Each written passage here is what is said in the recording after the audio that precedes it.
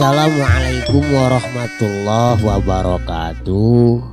Bismillah, alhamdulillah, wa syukrulillah, wassalatu wassalamu ala rasulillah. La haula wa la quwata illa billah. Aturan dulur barani wilujeng patepung dangu patepang sora ngalangkungan jomantara dina acara anu maneuh nyaeta dongeng Sunda nu disiarkeun saban dinten di radio siaran pendidikan Barani. Dongeng anu digarap simkuring di radio Barani dina jejer harios Si Gobang, yasana Asep Gun Majalaya. Atuh dulur Barani sadayana sataacan Kang Yus ngalajengkeun carios dongengna bawi raos tunda siapunten ya tina sanes-santen kehilapan kakiranganana imati pangarang imati Kang Yusnya mudah-mudahan katampi wae kalayan kabingahan atuh supados nyangkolong kana waktos sementawis ngintunana dikumkeun heula mangga geura tatan-tatan siapkeun lalawuhna siapkeun koplaina ududna hahaha kabarayun sadayana der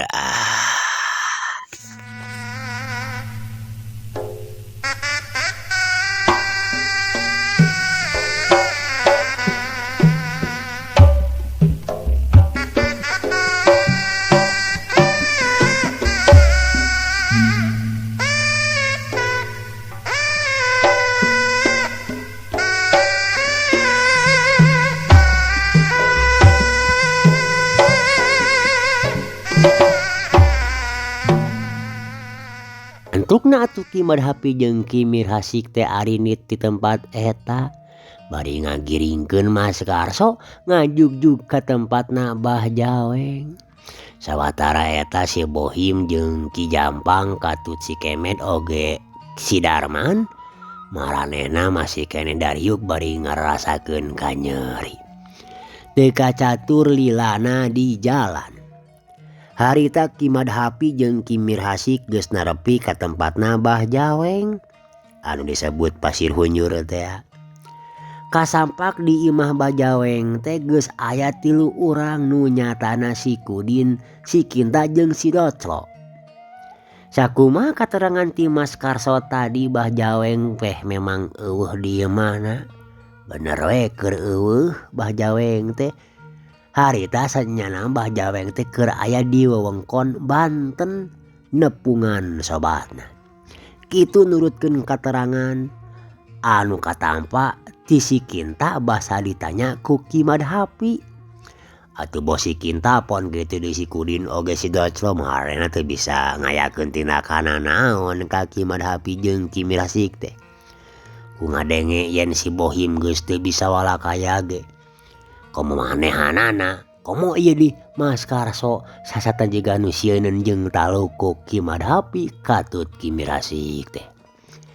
Sakumaha anu dicaritakeun ku Madhapi ka maranehna, si Kinta jeung baturna ge teu bisa kumaha. Dewek ngahajak ka dieu teh euy, sabab memang aya kapentingan ngeunaan pagawean salilaing hanjakal we ge gedung silaing teh keur eueuh nya. Satadina dewek teh hayang sakalian ngajajal sakumaha kahebatanana ilmu kadijayaan ke gedung silaing teh anu katelah si Jaweng teh. Tapi nya teu naon lah, lain waktu dewek pasti bakal dadang deh ka dieu. Omat engke lamun ke gedung silaing geus balik ti panyobaanana bejageun dewek nu ngaran Ki Madhapi rek nangtang ijen gitu adu ilmu. Dulur Barani sararean nu aya di dinya ukur arungeuk nu nembal. Ari anu katelah si Darga gimana tanya Ki Madhapi. Kang Darga mah di lembur Bojong Rengas ke di pamajikan anu ngora ayeuna mah. Teh males si Ginta sajalantrana. Halus dewek ngarti jeung nyaho nu ngaranna si Darga teh pasti sasaurang balad Bajaweng anu beunang disebutkeun pangdianeukeunan ku Bajawengnya. Begituna kuring jigana dek kaditu. Sagarea ukur arungeuk dieu wae eueuh anu nyarita. Pok atuh Ki Madhapi nulikeun deui caritaanana. Kieu yeuh anu sabenerna mah. Dewek ka dieu teh salian ti rek hayang ngajajal kana ilmu kahebatanna Bajaweng gegedug si laing sararea. Dewek oge aya kaperluan sajenna euy ka sari laing teh. Ka mana saore deui tuh batur si laing teh? Piraku ukur tiluan anak buah Bajaweng teh. Ceuk Ki Madhapi ngabagi redet kanu aya di dinya. Di imah-imahna masing-masing Kang sawareh deui mah. Da teu caricing lila di dieu. Cek si Kin tadi ngajelaskeun. Oh gitu. Nya kajen atuh ari kitu onaman. Lain nyambung di omongan dewek tadi. Dewek ka dieu teh nyatana rek nyokot muning bogana dulur dewek. Anu ku sari laing kabeh di badog basa minggu kamari. Aya keneh teu muningna atawa geus dijual. Lamun geus dijual wayahna si laing kudu nyerahkeun duitna ka dewek gitu. Ki Madhapi nerangkeun pamaksudanan. Munding anu ti lembur Cisangkan gitu? Tanya si Ginta. Bener eta. Aya keneh weuh atawa geus dijual? Oh, aya keneh eta mah. 5 asana mah nu gede 3 anak kadua atuh itu di kanang tukangan imah. Cek si Kinta nuduhkeun ka tukangan imah. Anu saterusna Ki Madhapi jeung Ki Mirhasik teh laleumpang ka tukangan imah. Bener we. Didinya teh aya kandang anu dina eta kandang teh aya munding saopat-opat nu gede 2 nu anakna 2. Tah bener ieu geuningan yeuh cek Ki Mirhasik. Ayeuna ku dewek rek dibawa rek dipasrahkeun ka nu bogana deuleu. Lamun engke si Jaweng nanyakeun bejakeun dibawa ku dewek gitu. Sakali deui ngaran dewek catet yeuh Ki Madhapi ti Lembur Cibun. Moal birek deui di Lembur Cibun mah nyanaheun kabeh ge lah. Cek Ki Madhapi menyikeun ka pede dulurnya. Anu saterusna maranehna aradinir ti dinya bari narungtun munding rek dipasrahkeun ka Pawirya salaku nu bogana eta munding.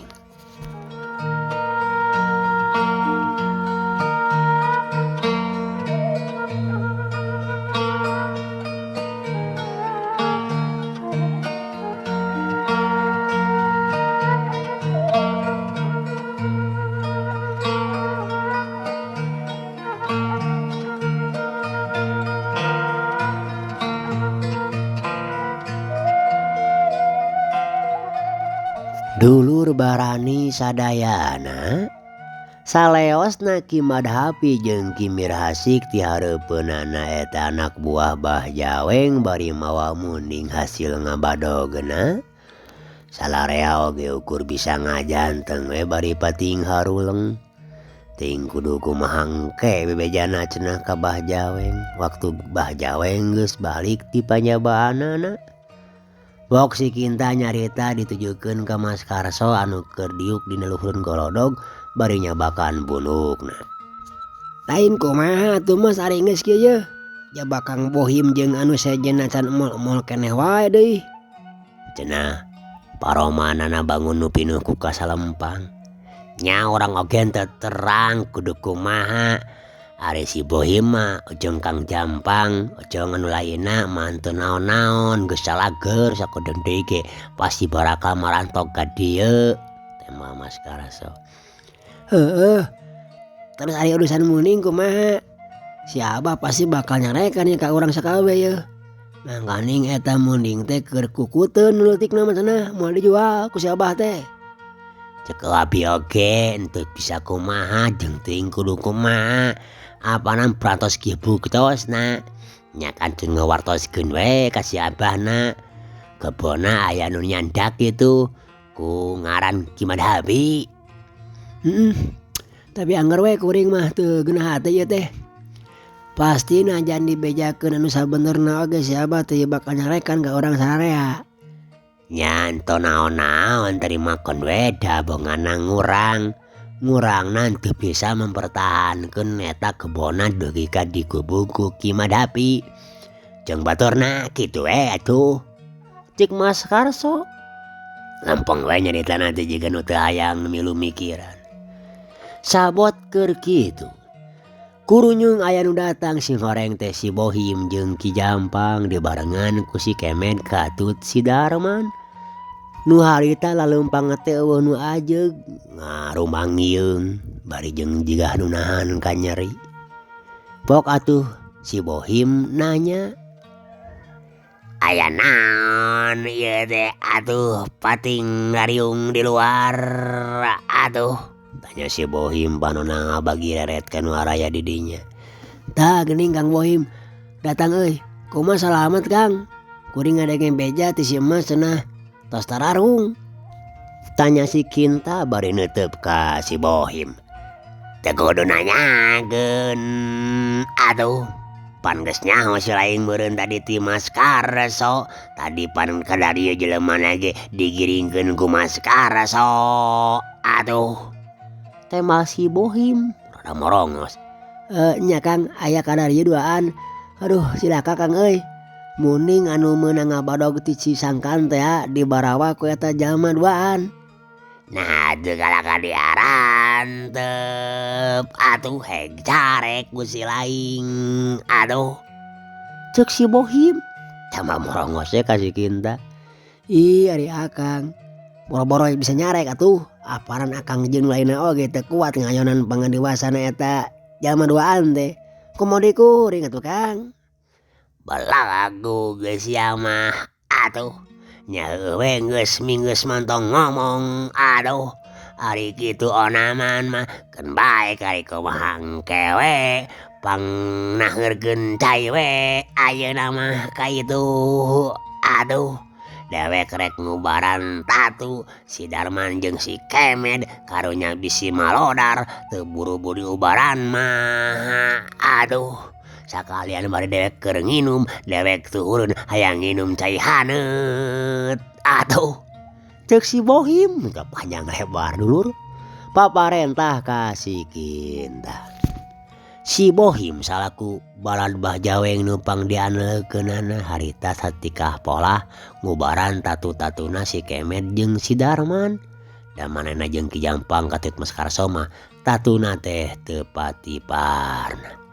Antukna saenggeus ngobrol anu kaditu ka dieu bari jeung ngaler ngidul sagala dicaritakeun oge saenggeus si Kemet jeung si Darman diubaran tatuna. Si Bohim sabatur-batur pating goledag sarare galempar di tengah imah.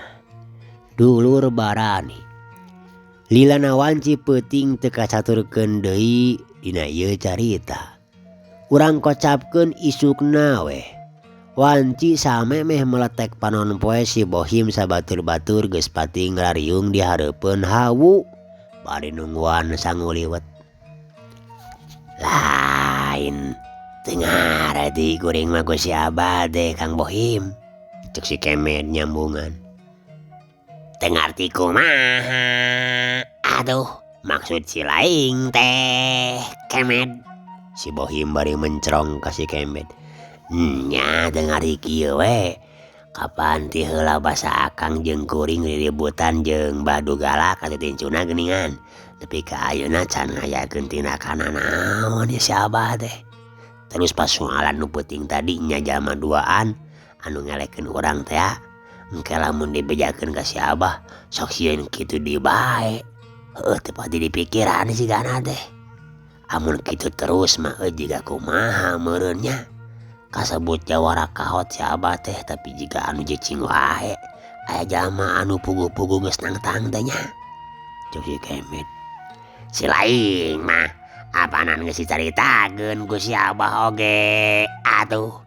Yen cenah manehna teh keur boga niat keur muasaan hiji ilmu aduh jadinya lain teu wani atawa sieun geus we ayeuna mah ulah wara ka mana urang daragoan we pasti meureun sugan poe ieu si Abah teh balik aduh ceuk si Bohim bari rutret ka sakabeh baturna.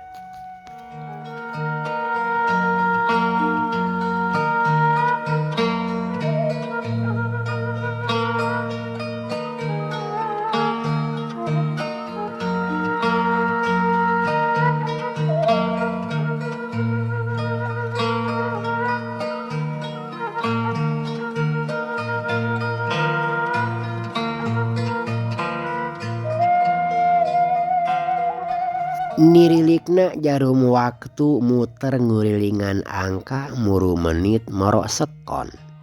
Harita wanci geus nincek pecat sawed. Anu keur garuneman teh masih keneh can ingkah tina tempatna. Harita disalawareun imah katempo aya saurang jalma anu pangawakanana pendek hideung busekel. Sirahna bolenang herang make iket hideung. Papakeana oge sagala hideung. Atuh leungeun katuhuna nyolendangkeun buntelan dina tak-tak. Sedengkeun leungeun kencana katempo kuda korok kana sakucalana pangsina. Anu taya lian eta teh jalma anu karek datang teh nyaeta Bah Jaweng gegedug garong nu kasohor. Sajong-jongan manehna ngadon ngajanteng di hareupeun golodog. Teu waka unggah ka ieu mah. Meni asal lopasna leki cenah ieu teh. Keur ngarumpul kitu barudak teh. Beuh jeung bako tinggalin deui aing mah cenah euy ah. Pokna bari kalacat we manehna asup ka jero. Anu aya di jero teh teu wudu we ngarasa kaget. Sabab sagararea oge eueuh anu ngadenge jeung teu nyanyakeun lamun gegedugna teh geus datang. Kenaon we ieu masih kenyilang riung Kamarana batu nu sejena? Tanya Bah Jaweng sanggeus nangtung di hareupeun balad-baladna. Pok si Bohim nembalan. Ah, geuningan Abah, jalan ti mana? Aduh, Abah, meuni teh kadenge ngurunyungna. Aduh. Cing bener sian nyarita teh Bohim. Lain teu kadenge meureunan teu katempo gitu. Ya si Karso wae nyarita ge pabeulit. Si Karso mah pantes da lain urang dieu urang Jawa geuleuh. Oh, nya atuh. Kitu maksud kuring ge Abah. Atuh. Nya ti hareup we jalan mah keur nanaon si lain di dieu teh euy. Ari eta kunaon beungeut si Kemet beungikeun ka barare di kigu euy jika tapak nampiling. Kituna teh bari ngaret kana beungeut si Kemet. Eta kieu sabenerna mah bah kajadianana basa tadi peuting teh atuh. Ceuk si Bohim. Katempo paroman beungeutna jadi leuwih dari ya. Kajadian naon Bohim maksud lain teh? Bah Jaweng penasaran. Nya kieu bah atuh. Barabat we si Bohim teh ngadadarkeun kana ngeunaan maranehna waktu patelak jeung Ki Madhapi oge Ki Mirhasik. Tuk nepikeun ka sorana. Maranehna bisa dirubuhkeun ku Ki Madhapi jeung Ki Mirhasik. Teu kaliwat oge ngeunaan munding anu dibawa ku Ki Madhapi dicaritakeun oge kalayan harita si Bohim kadenge mungkas caritaanana. Tah kitu Abah dongeng nama dari sabenerna mah ceuk eta jelema anu ngaku ngaran Ki Madhapi teh maranehna teh ngahaja atuh. Ngadatangan ka dieu teh anu maksud jeung tujuanna mah hayang ngajajal kana ilmu jeung kasakten Abah cenah atuh. Saya bajeng dek nyokot muning teh kitu tah. Aduh, si Bohim ngajentrekeun. Kurang ajar si setan jeung si lain sararea oge eueuh anu bisa dianjelkeun goblok teh nya. Kalaka beungeut we sararangar sigana teh. Ari si Darga nyahoun teh? Bah Jaweng. Saharita panonna jadi buncelik melotot ka si Bohim jeung kanu lainna. Nya, bah. Kumaha atuh da Kang Darga mah ti harita oge can ka dieu. Aduh, belegu gieu mah Bohim. Dasar manusia pacundang hungkul deuleu. Dewek karek mantog teh kalaka disampakeun beja anu matak pipanaseun jeung pinapsueun deuleu. Jaba bodi gobo gede. Bah Jaweng. Kituna teh bari teteh nyerag jeung popolotot.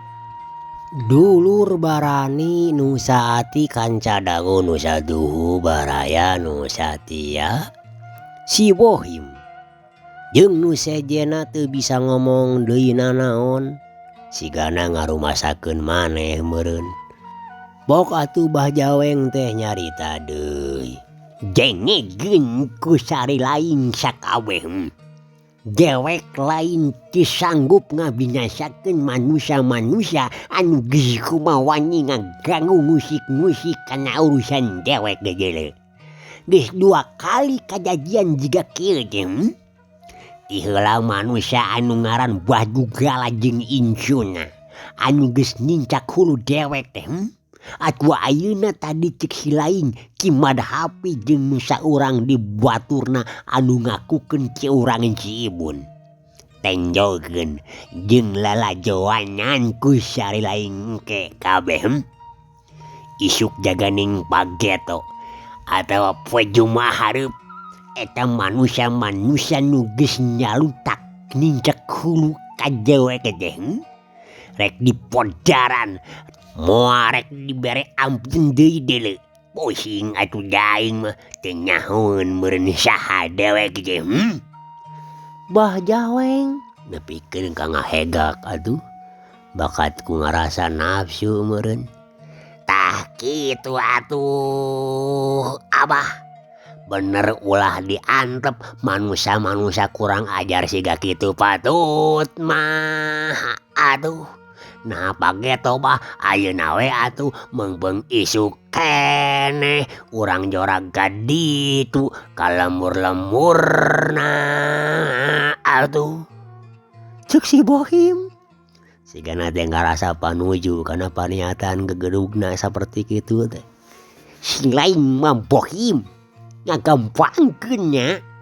Segala rupa ge da kudu nyinggang kana waketunya atuh. Tinenjoy sia mah sidik dewek teh karek mantog carape. Ayeuna mah dewek hayang nyatu deuleu. Kurang ajar sia mah aya kerja eueuh. Bah Jaweng melotot ka si Bohim. Oh nyatu aya bah. Kabeneran tadi teh geus ngaliwat ngandengeuna tinggal hulu asin hungkul meunang meuleum. Sambelna mah geus beak. Aduh, coet nangge dikuah teh tadi ku si Mas Karso. Atuh, temal si Bohim deui. Bari ngareret ka Mas Karso anu keur ngeluk bari nyarane kana tihang. Oh, ento ah. Ento ketang Abah. Sanes ku ngurang anu ngadaharna coet mah sanes ngurang itu tukang kemed. Cek si Kemas dulur. Gandeng mingeus kajengjing hulu asin ge aing teh kuat perih beuteng deuleu. Ceuk Bah Jaweng. Anu saterusna mah dulu barani calebek wae manehna teh dahar. Meuni jiga anu kacida laparna. Hulu asin tilu sedikit teh langsung ledis teu nyesa jeung kejo sapiring. Dulur barani kacinekanana Bah Jaweng geus buleud patek kadanana nyatana rek ngajorag ka tempatna Ki Madhapi jeung Ki Mirhasik. lamun geus balitungan jeung maranehna cenah bajaweng terek terus ngajorag karanca panjang pikeun ngayakeun balitungan ka Bandugala katut ka Rakaseta.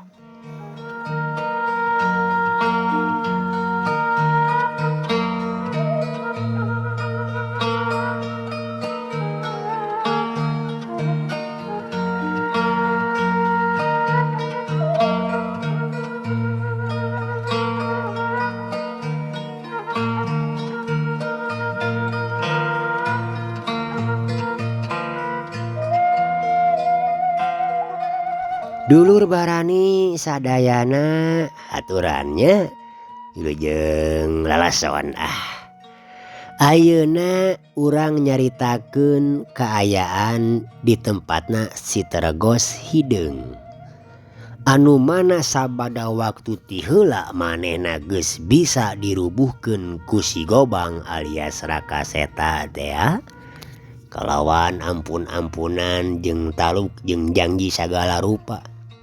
Ngomong talukna jeung janjina ka Rakaseta teh ukur omongan hungkul sanyata nama.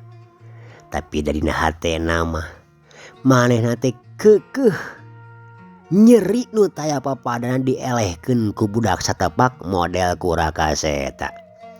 Ku kituna manehna saleosna Rakaseta teh init ka imahna balik. Sarta kuncung-kuncung teh langsung ka kamarna laju peladug nyenet penyan kunyam-kunyem babacaan ngamat jurig basakan kabeh lelembutan anu jadi patalukan manehna.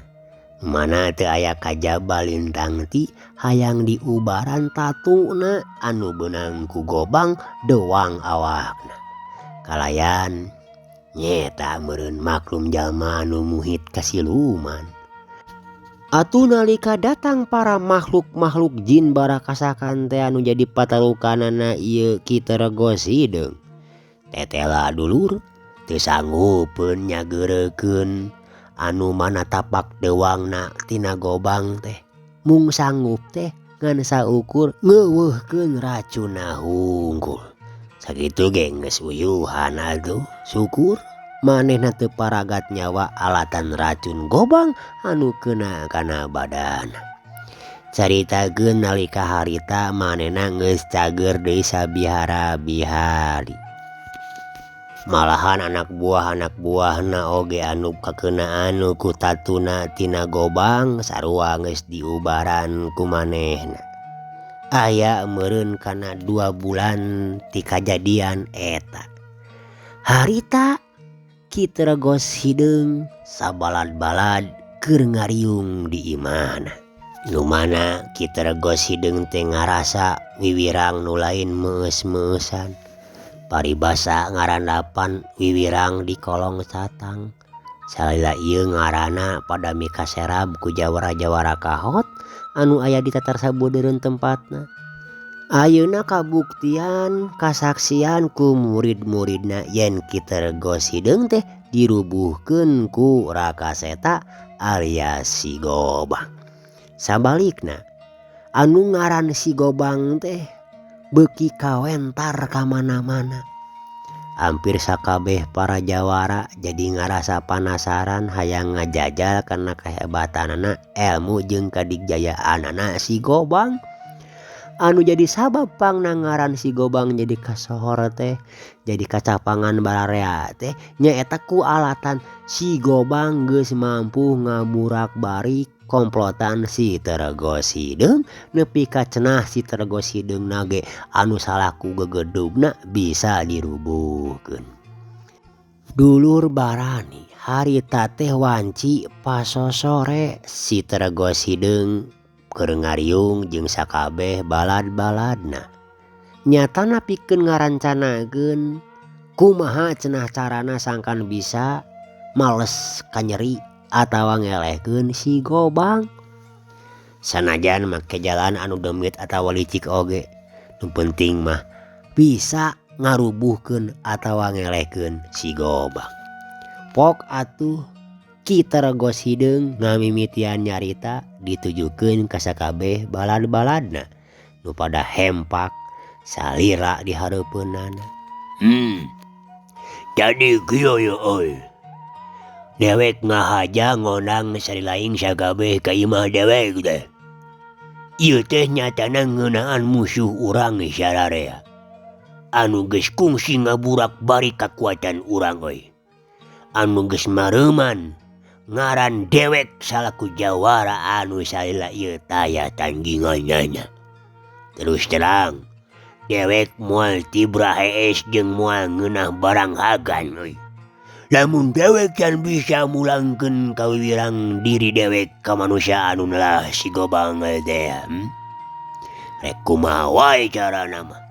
Pasti ku dewek rek di jalan unggul, ngarti? Cenah kituna teh panona bari ngabagi reret ka sakabeh balad-balad.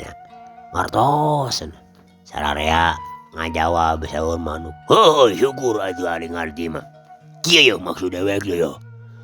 Pangna ngumpulkeun selain kabeh teh yo. Ayeuna dewek geus nyusun hiji rancana bikeun bisa ngabinasakeun manusia nu katelah si Gobang. Tapi moal ditaragal secara langsung.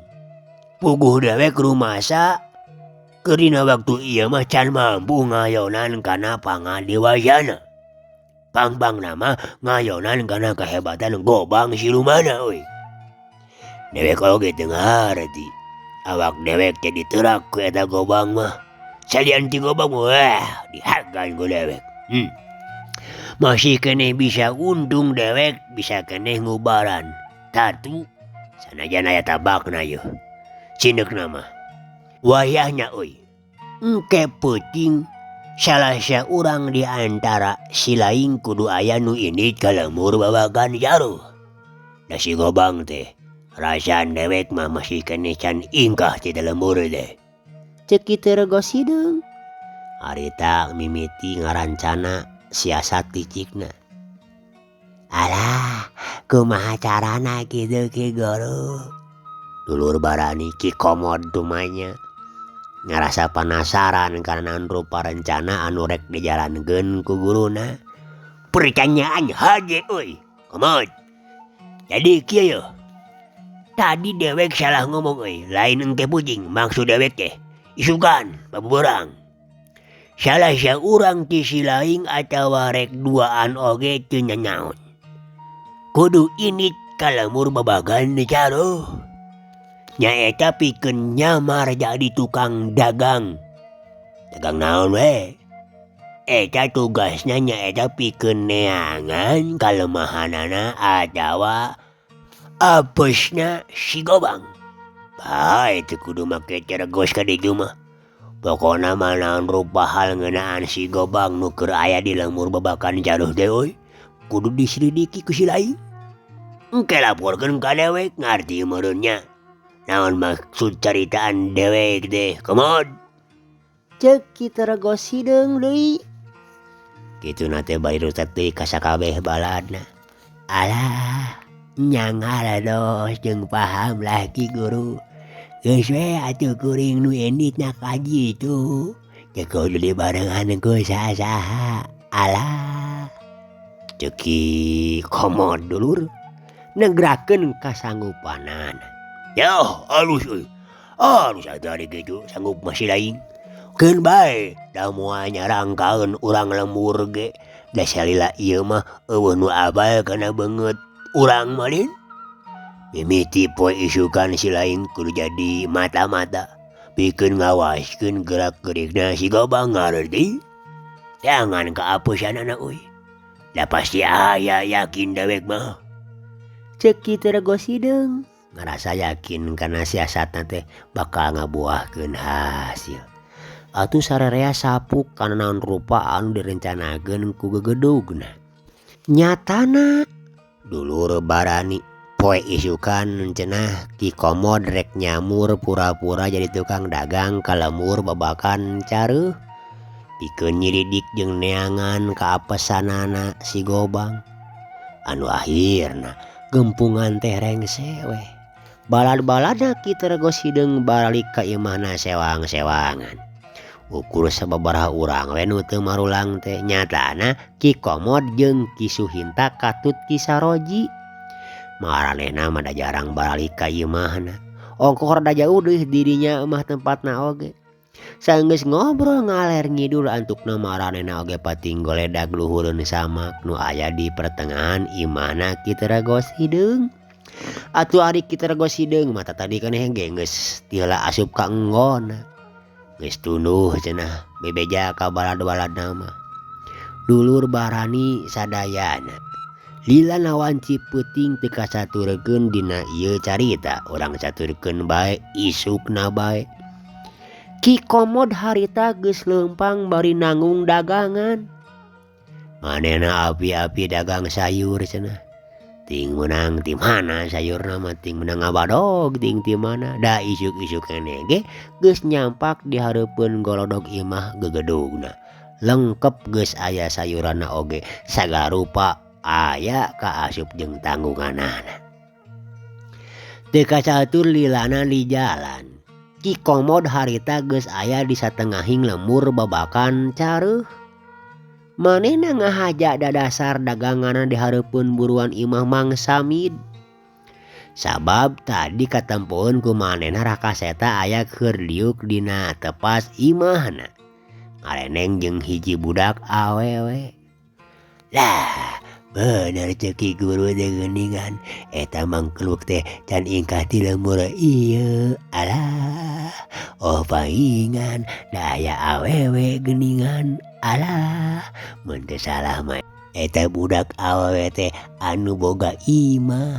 Alah, kumaha nya? Gerentes hate Ki Komod. Panonna teu lesot nyerangkeun kanu keur uplek ngobrol paduduaan. Sabot keur kitu, kurunyung ka hareupeun aya saurang awewe tengah tubuh nyampeurkeun, gog cingogo hareupeun tanggunganana. Bari milihan sayur anu rek dibeulina, pok eta awewe teh nyarita. Ari si Emang anu sok biasa ka dieu ka mana, Mang? Da Emang mah asa kakara nempo, kakara dagang ka lemur ieu, Mang. Cek eta awewe bari leungeunna mah jongjon we milihan sayur. Alah, duka atuh nya ceuk, kuring mah teu apa. Muhun ceuk, kuring mah kakara ka dieu ngiderna ge. Alah, da biasana mah sok di pasar dasar teh. Alah, teh mahal Ki Komod. Sakeunana we nyaritana teh dulur. Oh, paingan atuh Mang. Ari ieu terong sabaraha sakilona Mang? Duh, mun sok asa wararaas ningali terong burao kieu teh heuceu mah. Hehehe Dede. Cenah dulur. Cek eta awewe bari ngusapan terong anu gede tur panjang deui. Wae kumaha ari heuceu? Alah, sok aya-aya wae ari taeun teh. Alah, Ki Komod jadi kagugu oge ku omongan si heuceu. Nya waas we pokona Mamang. Waas keur baheula basa boga keneh salaki heuceu. Dede. Oh, kitu nya. Alah, atuh meureun heuceu teh randa nya.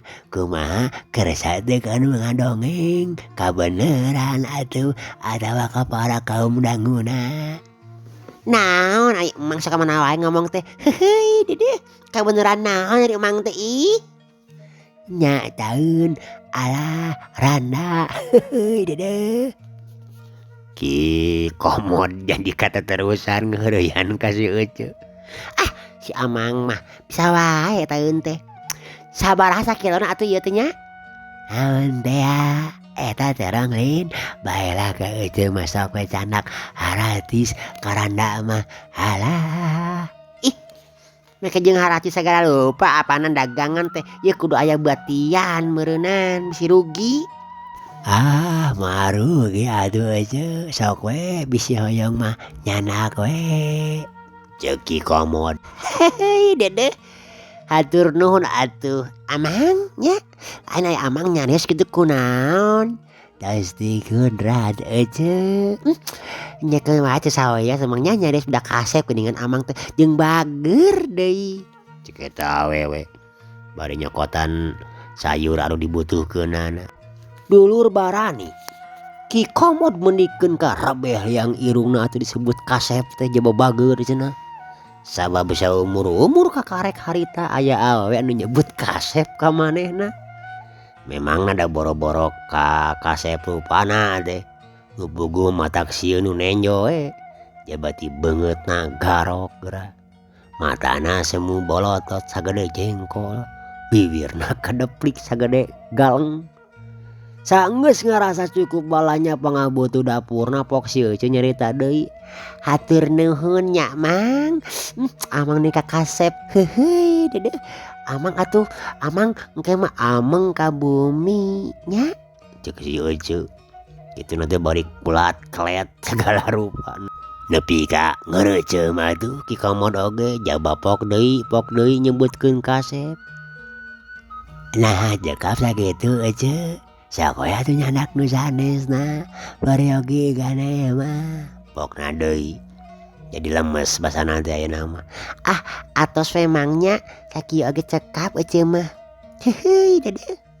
Cenah ceuk si Ece meni amis budi teu waleh ditungtungan ku heuheuy deudeuh nyaritana teh. Ya ari kitu onaman atuh sami-sami Ece. Sanes Ece ari itu barudak ngora nu duaan keur ngarobrol di tepas teh sahanya menikah mesra. Mang mah asa inget baheula keur ngora keur bobogohan jeung eme da jeung jelema mah teu payu. Ki Komod mimiti nyarita dingeunaan kana maksud anu sabenerna. Anu mana Mang? Oh itu mah Nyi Kiranti budak parawana Mang Samit. Geulis nya Mangnya jiga Ece baheula keur parawan. Alah pasti atuh Ece pasti geulis Ece mah keur budak mah. Aduh ari eta budak lalakina urang mana?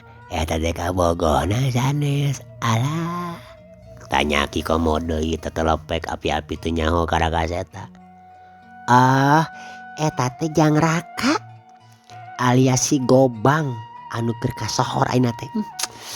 Lain urang dieu eta mah. Tapi cenah mah urang ditu tuh urang Solokan Jeruk. Jawara eta teh Mang. Apanan koplotan si Tergo Sideung oge diburak bade ka teh kumanehna ye. Nepikeun ka teu waranieun di asup ka lemur ieu teh. Dijorag atuh ku si Ujang eta mah ka tempatna. Nyata ka Karanggantung. Gegedugna oge cenah nepikeun ka Serah Bongkokan taluk ku si Gobang mah. Untung saya tadi payahan oge kitu. Eta awewe ngajelaskeun ka Ki Komod sakumaha beja nu katarima gumanehna. Kitu nya. Nya kitu Mang. Dulur barani atuh sabadana meunang katerangan kitu ti si Ece.